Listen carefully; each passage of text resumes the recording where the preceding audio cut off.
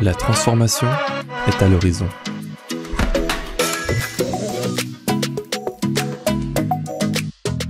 Horizon par Alitia est une émission sur les technologies et la transformation numérique. Rejoignez-nous alors que nous explorons les visages derrière les TI et comment elles affectent nos vies quotidiennes et notre culture.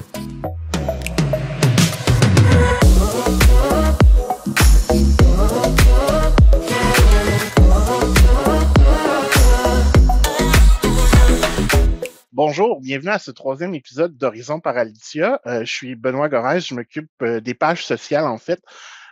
Aujourd'hui, je vais animer cette discussion avec Julien Jarle parce que honnêtement, Julien, les dernières fois que je t'ai vu, tu étais tellement occupé parce que je t'ai remplacé pour un webinaire ou deux, mais je le sais que tu travaillais sur des projets d'envergure qui ont une approche stylée, je te dirais, puis j'en entends de plus en plus parler. C'est pour ça qu'aujourd'hui, je voulais te rassembler autour juste d'une table pour te poser des questions sur l'approche Alitia. C'est un plaisir, Benoît, content de pouvoir parler de ce sujet qui me tient à cœur avec toi. Effectivement, on est pris par les projets là, c'est la réalité de ce qu'on fait chez Alitia, mais on essaye de faire au mieux en mettant en place nos méthodologies, nos façons de faire, une approche qui est la nôtre et qui s'appelle le Alitia Way. Donc, si tu veux, c'est une façon de s'assurer que, quels que soient les métiers représentés dans les solutions numériques, donc dans la création de solutions numériques, on ait une approche qui nous est propre, qui s'inspire de ce qui se fait de mieux sur le marché, mais qui aussi fait écho à nos expériences sur les plus de 300 projets qu'on a livrés au cours des dernières années et qui met une emphase particulière sur l'excellence opérationnelle. Es-tu quelque chose qui s'est développé sur un 6 mois ou un an? Ça existe-tu tangiblement dans des livres? C'est comme concrètement, comment est-ce que ça existe? Je te dirais concrètement, dans des livres à 3 mois, 6 mois, c'est plusieurs questions à la fois. Je vais tenter d'y répondre au mieux. Je te connais bien, tu me challenges comme à chaque fois. Ça nous a pris quelques temps, quelques années. Moi, je me suis pas présenté, mais je suis en charge de ces différentes pratiques numériques, donc des pratiques métiers au sein du centre de solutions numériques. Nous, notre mission, c'est vraiment de créer des solutions numériques, on va dire custom, personnalisées pour nos clients. Ça veut dire que très souvent, on a à procéder en mode agile, en mode exploratoire, et ça génère un certain nombre de risques et ça nécessite aussi qu'on ait une bonne vision, un bon alignement sur la vision du produit que le client veut développer. Donc, on a mis ça en place. Là, moi, ça fait à peu près 3 ans que je suis ici. J'ai eu la charge de mettre en place cette façon de faire avec mes équipes et on a mis ça en place en réaction et en volonté de venir augmenter l'excellence, de venir aussi faire en sorte qu'on satisfasse au maximum nos clients, mais aussi avec une attention particulière pour l'accompagnement de nos différents collaborateurs. Parce que tu vois, c'est forcément plus le fun de travailler dans un contexte dans lequel on va avoir les meilleures pratiques, on va avoir du partage, on va avoir des communautés de pratiques aussi qui vont asseoir le Alitia Way, que si on est tout seul puis qu'on fait des choses uniquement by the book en suivant des méthodologies marché. L'idée, c'est aussi qu'on a une appropriation qui reflète tant notre culture en tant qu'entreprise que nos façons de faire qui sont pour nous intimement liées. Tu me demandais aussi, est-ce qu'on trouve ça dans des livres? Est-ce que, en quelque sorte, oui, parce que le Alitia Way se découle en deux approches, puis je pense qu'on aura l'occasion d'en parler un peu plus tard.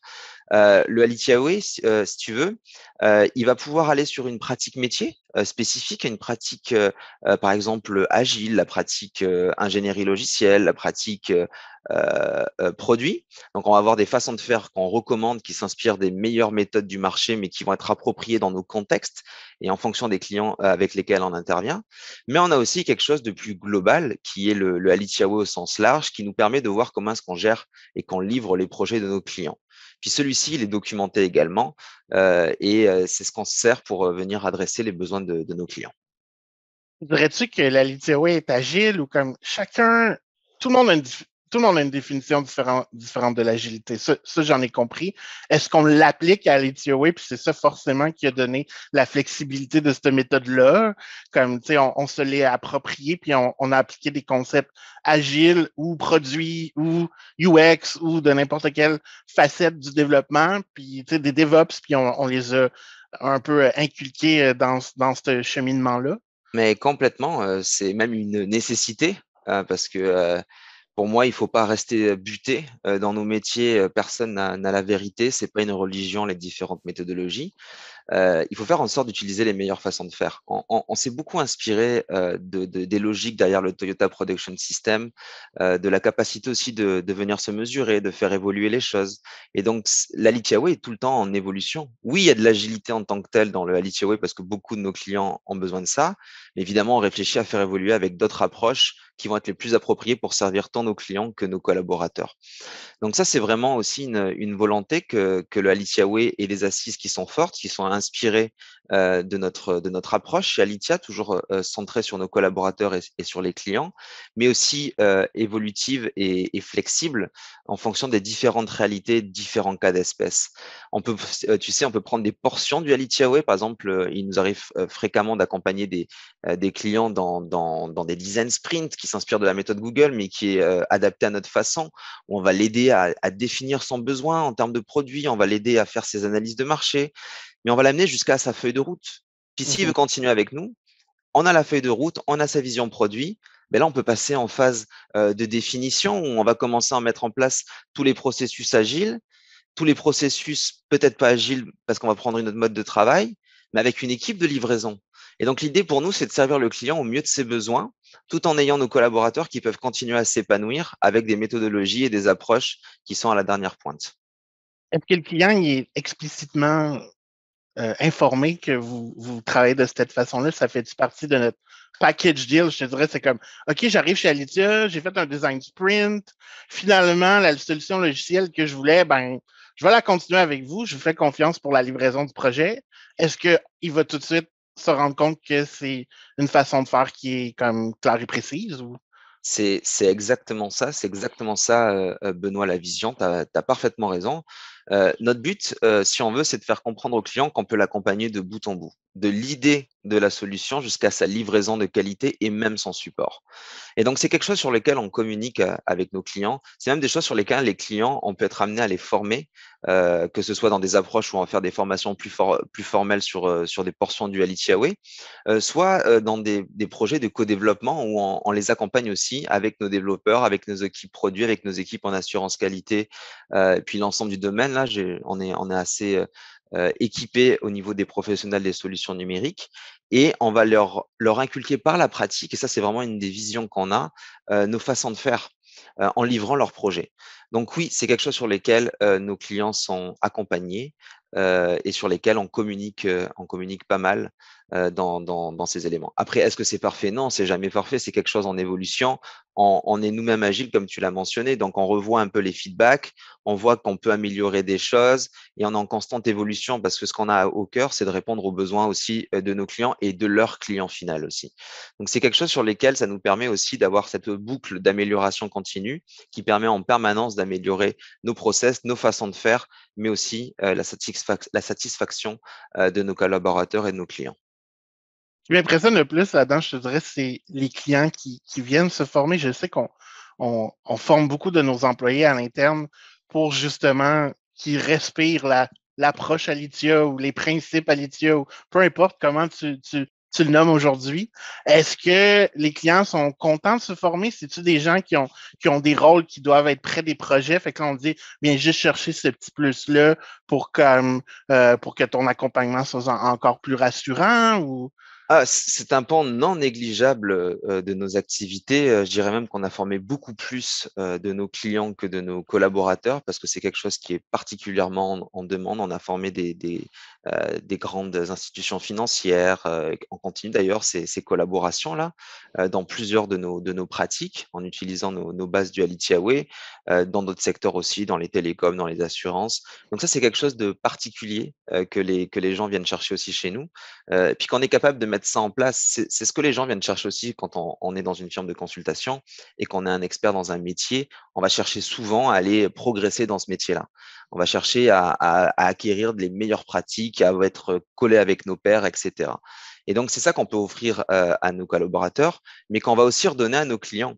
Parce que ce focus, cette recherche et développement qu'on met dans nos façons de faire et qu'on utilise dans nos projets, c'est quelque chose qui se partage et qui permet à nos clients d'être plus efficaces. Donc oui, je dirais que c'est des choses sur lesquelles on a beaucoup d'écho, beaucoup d'écoute. Et puis même, il nous est arrivé de faire, si tu veux, là, des communautés de pratiques avec nos clients conjointes sur certains métiers qui montrent un petit peu l'état de collaboration qu'on peut avoir avec eux et aussi l'intérêt qu'ils peuvent avoir pour nos façons de faire. C'est super. Tu vois-tu d'autres compagnies, genre, qui le font comme, tu sais, on les nommera pas parce qu'on sait c'est qui, mais tu sais, je veux dire, genre, moi, j'entends jamais parler de d'autres firmes en TI qui ont une approche aussi inclusive du client avec une formation qui est autant implantée. On a des concurrents, évidemment, à un niveau aussi avancé par rapport à nos pratiques métiers, je ne pourrais pas le mentionner. Sur les façons de faire aussi, très sincèrement, la compétition aussi à ce type d'approche. Mais disons qu'on essaie de se différencier et je pense qu'on y parvient particulièrement avec notre intégration aussi de l'agilité, de remonter au plus haut du client et d'être capable de faire quelque chose de bout en bout. La capacité de former l'ensemble de la chaîne d'un point de vue développement de solutions numériques et aussi d'accompagner de manière concrète dans les projets par la mise en place des meilleures pratiques, je pense que c'est notre différenciation. Donc, on est évidemment challengé, c'est des choses que la compétition regarde et s'adapte, mais on a une couleur et une tonalité, à mon avis, particulière qui fait que ça nous permet de proposer des solutions innovantes et pertinentes pour nos clients. Puis, est-ce que la formation interne des employés est toujours en continuité? Est-ce que c'est toujours les mêmes? Est-ce que vous en rajoutez comme toujours? C'est toujours en continuité, on le fait évoluer. On a évidemment des pratiques qui peuvent avoir on va dire un accompagnement différent. Là, on est sur des choses en ingénierie logicielle où on va aller sur des langages plus spécifiques, on va aller accompagner nos collaborateurs sur la cybersécurité, sur ce type d'éléments, sur le DevOps. La même chose pour les autres pratiques. L'idée, c'est aussi pour nous de permettre à nos collaborateurs d'avoir une expérience de croissance personnelle et de progression d'un point de vue métier la plus adéquate par rapport à leurs aspirations. Je le disais souvent avec mes collègues et collaborateurs, chez Alitia, tu peux devenir ce que tu veux d'un point de vue métier. Et nous, ce qu'on veut faire, c'est justement accompagner l'ensemble de nos employés, de nos collaborateurs dans cette capacité-là. Donc, nos formations même sont structurées dans cette approche. Oui, en plus, on forme les gens, mais on les coach, on les accompagne, on a toute une approche de coaching. Et ça vaut pour nos clients comme pour nos collaborateurs. Donc, typiquement, si vous êtes développeur chez Alitia et que vous voulez aller vers le product management, par exemple, ben, on a un plan pour vous. On va pouvoir vous accompagner, vous allez suivre nos formations, vous allez être accompagné par des professionnels, vous allez passer vos gammes, vous allez réciter vos gammes. Puis, une fois que vous allez pouvoir être capable de prendre en charge le nouveau rôle et que vous avez vu que ça peut correspondre à votre intérêt, c'est pour ça qu'on fait les choses de manière graduelle, parce que des fois, on se lance corps et âme dans un nouveau métier et puis on s'aperçoit après, par exemple, des études que ce n'était pas fait pour soi. Mais nous, ce qu'on va faire en sorte, c'est de vous permettre de le tester en conditions réelles. Parce que nos formations sont aussi basées là-dessus, sont basées sur des simulations, sont basées sur de la pratique. Donc, on fait les choses comme si on était dans des cas réels.